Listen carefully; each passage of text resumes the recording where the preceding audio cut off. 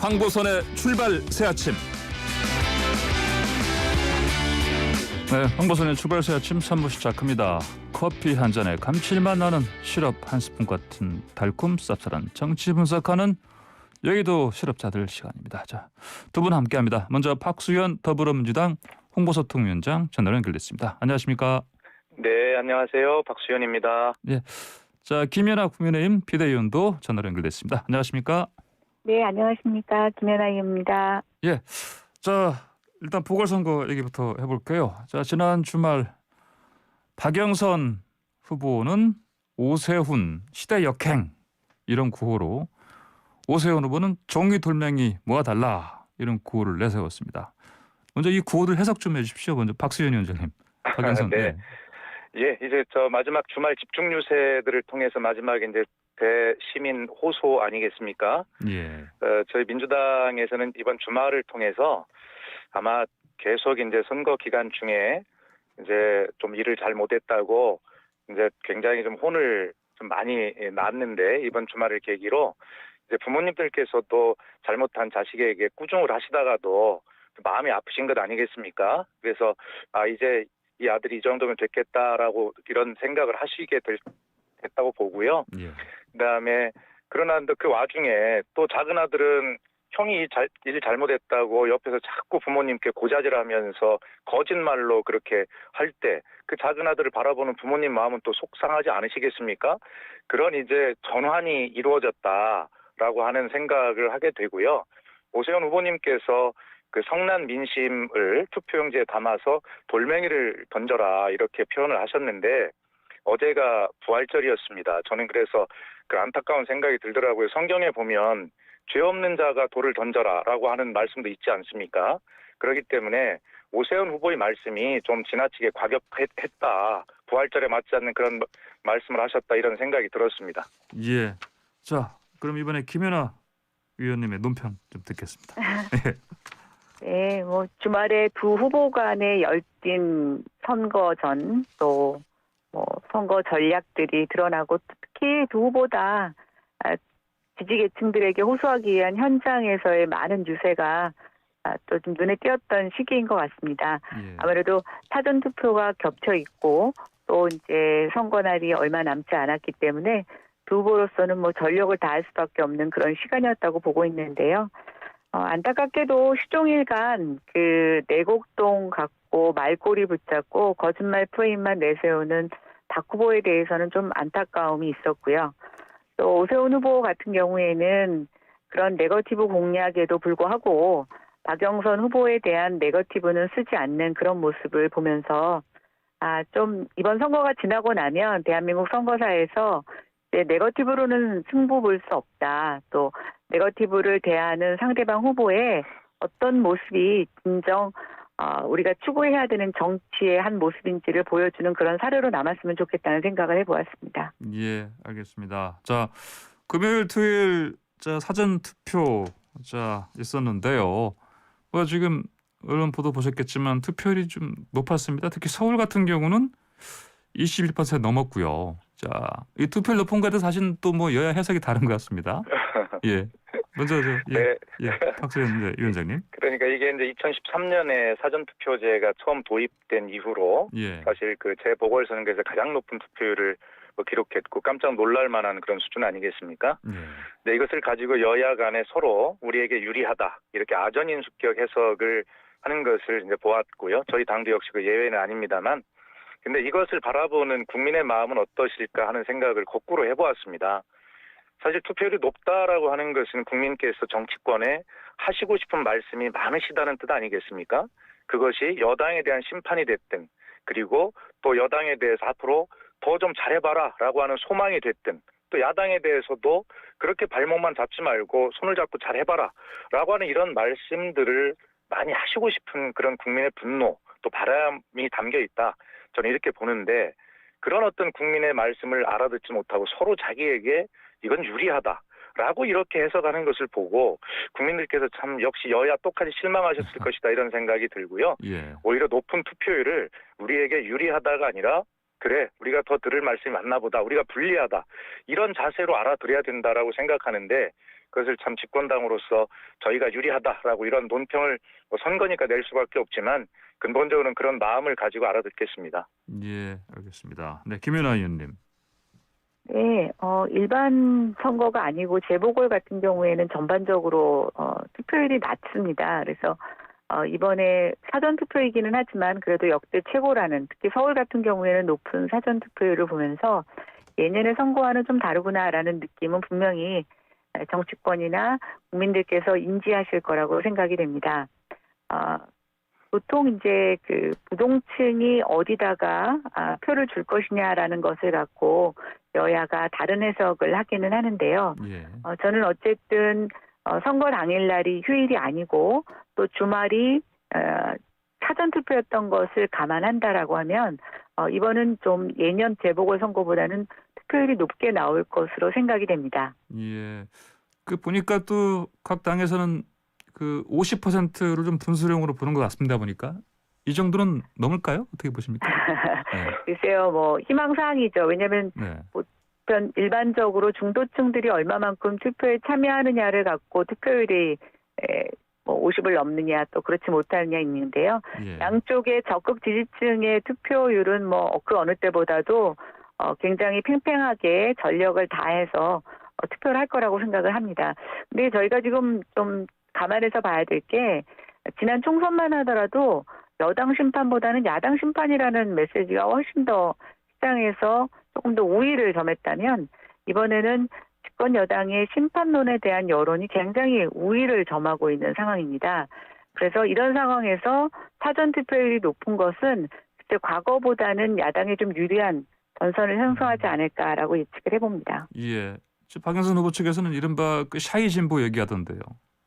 박수현 의원님. 저희도 이제 그런 언론을 통해서 보고 있습니다만 제가 일관되게 좀 저희 당 입장을 대변해서 말씀드리는 것은 감히 저희가 지금 혼을 나고 있다라고 이렇게 평가를 하고 있는데 그런데 샤이 진보가 있어서 저희가 유리하게 역전할 수 있다라고 하는 이런 말씀을 드리는 것은 적절치 않다라고 생각을 해요. 예. 그리고 이미 샤이 진보라는 말을 거론하는 자체가 오죽 저희가 잘못했으면 민주당 지지자라는 말을 하는 것이 부끄러워서 숨어 있다라는 뜻인데 예. 그런 것 자체가 저희 잘못이 크다는 것 아니겠습니까?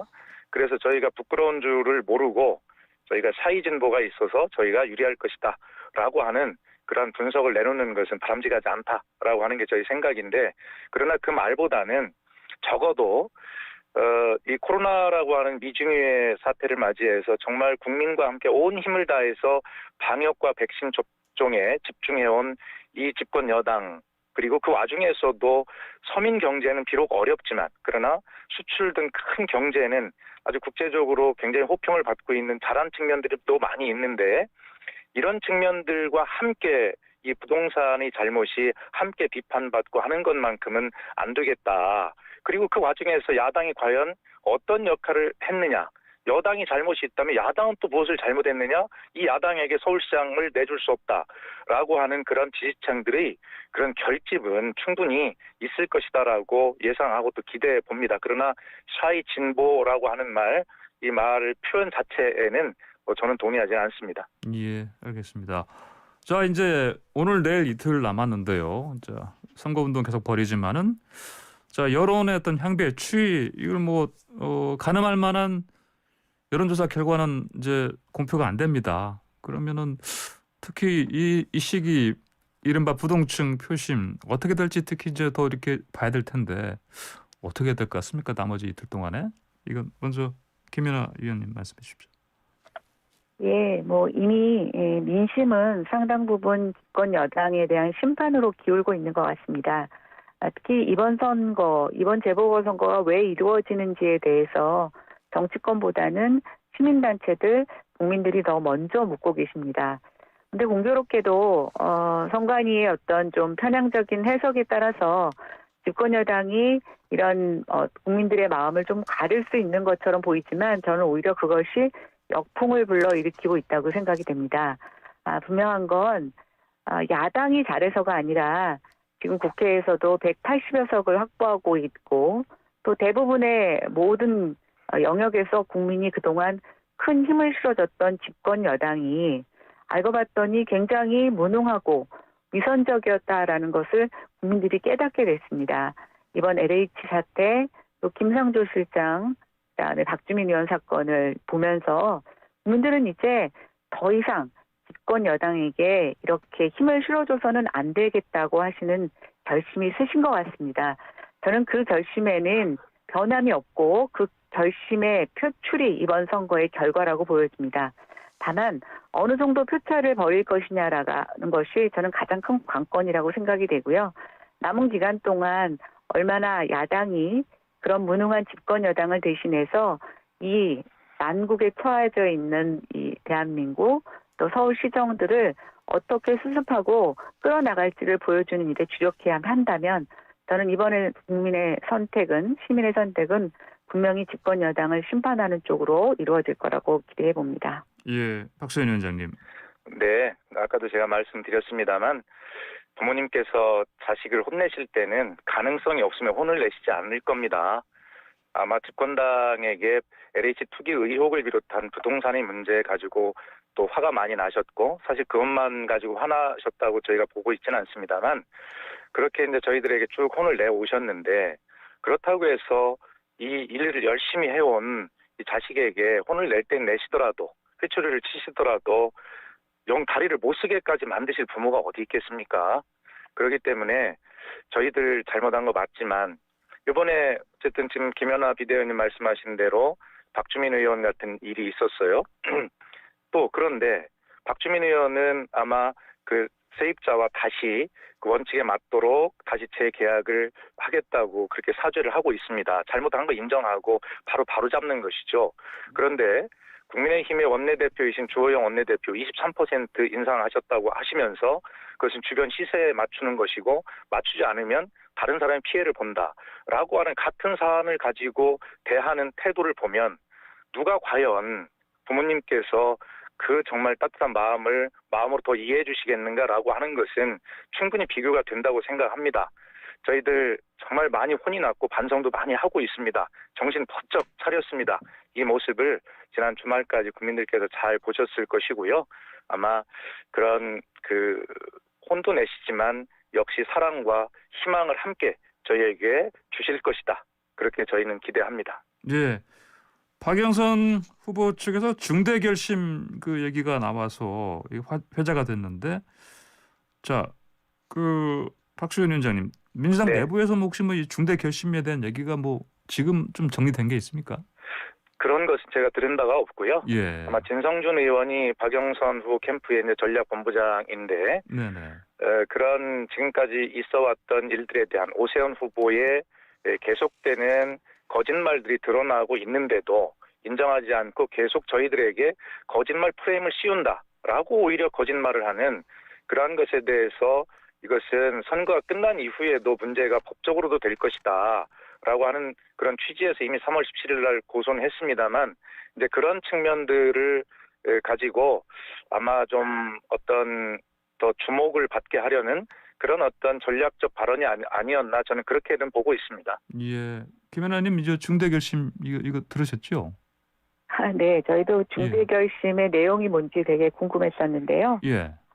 결국 뭐 내용은 없이 아까 뭐 박수현 실장도 말씀하신 것처럼 지금 좀 밀리고 있는 점을 감안해서 그것을 좀 모면해 보려고 하는 전략적 정치적 발언이었다고 생각이 됩니다. 근데 조금 글쎄 뭐라 그럴까요? 국민의 입장에서 생각을 해보면 되게 좀 유치한 발상이 아닐까. 지금이 어느 시대고 또 국민의 정치적 관심과 시민의식이 굉장히 높아진 상황에서 정말 옛날 방식을 쓰고 있는데요.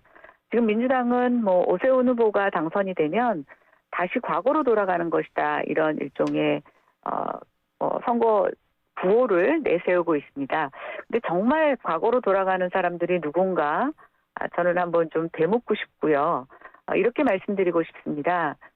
오세훈 후보로 국민들의 선택이 이루어진다면 그거는 과거로 가는 것이 아니라 최근 10년 동안 특히 서울시는 10년 동안 위선과 무능자들이 다스렸던 이 서울시에서 그 위선자들과 무능자들을 빼고 가는 미래를 선택하는 것이다라고 말씀드리고 싶습니다. 예, 알겠습니다. 자, 그리고 사전투표 그 현장에서요, 그 참관인이 뭘 봤다.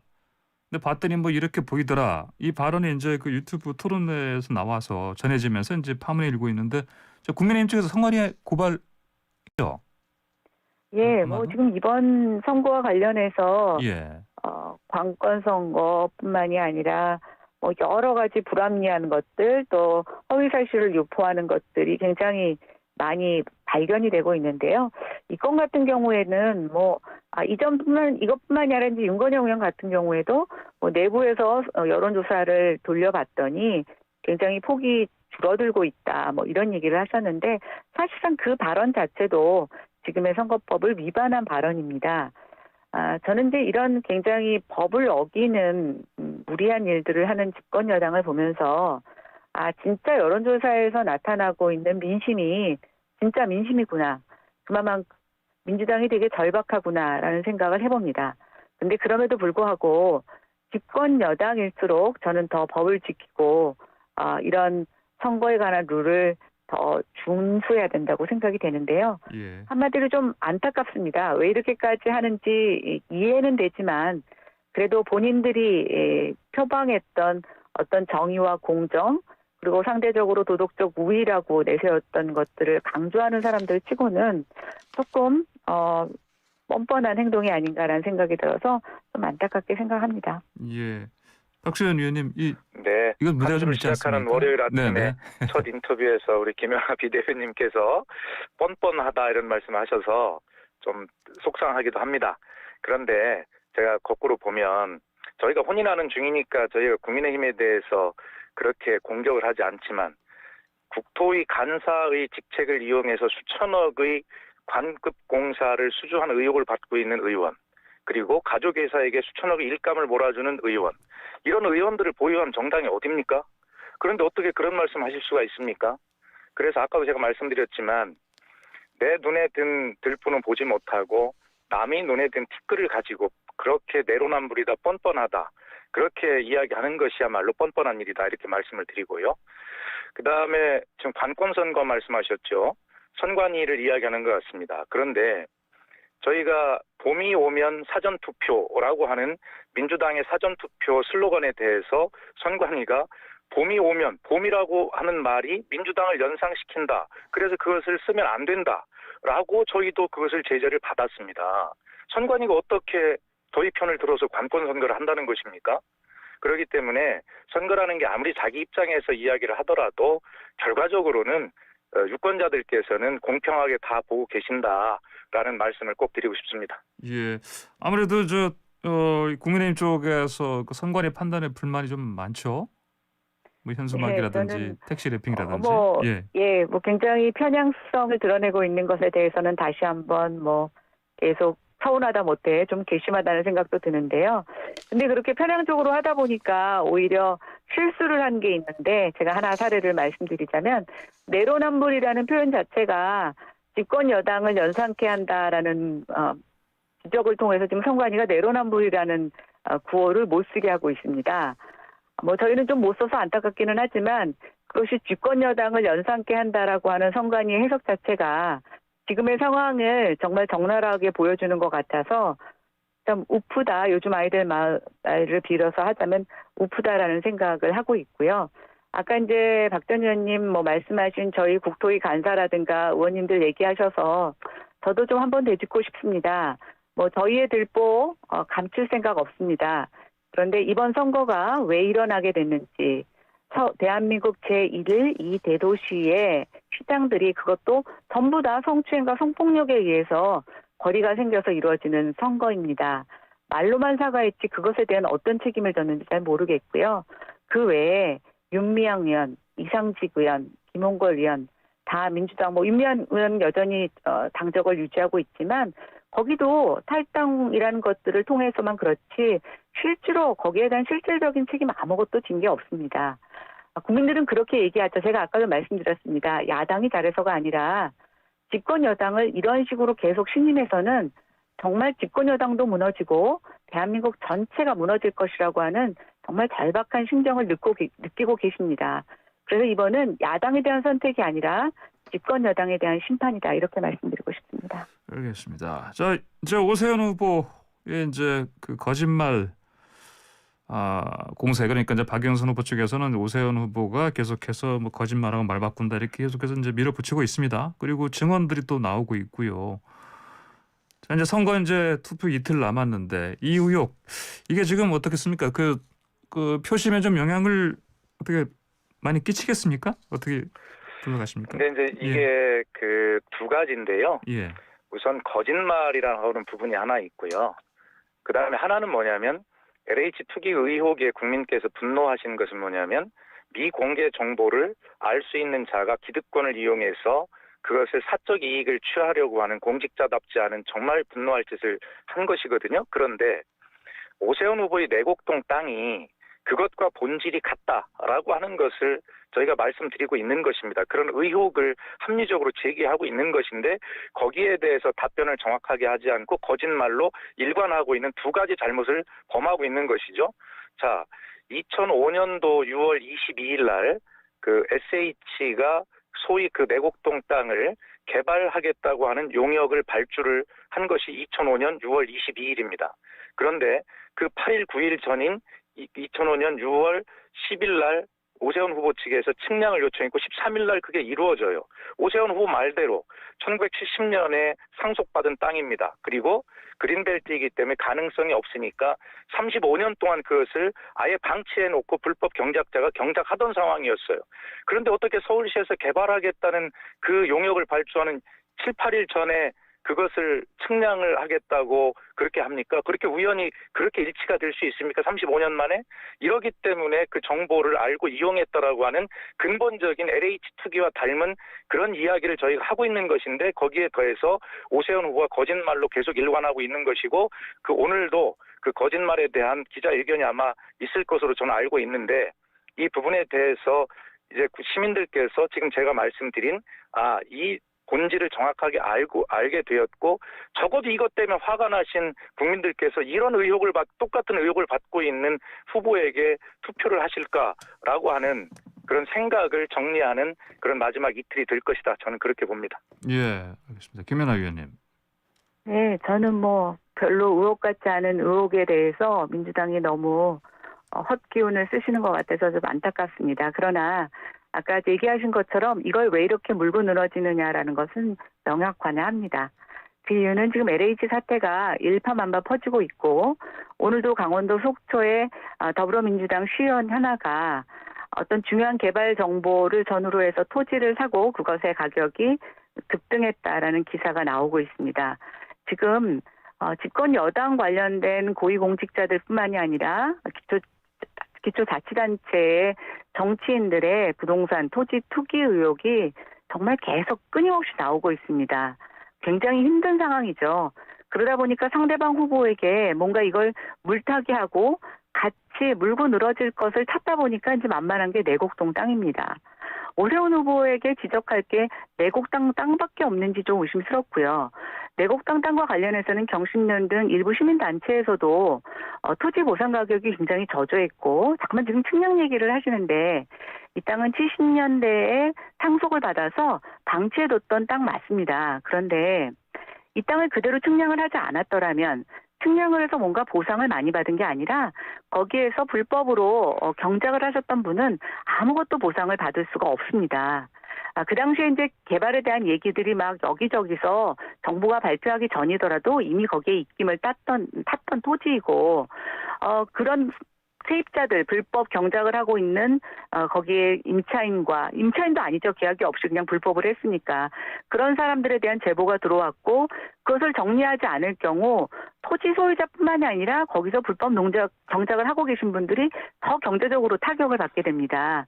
그것을 조정해 줬다면 그게 과연 누구를 위한 행동이었을까 저는 국민들이 더 잘 아실 거라고 생각이 되고요.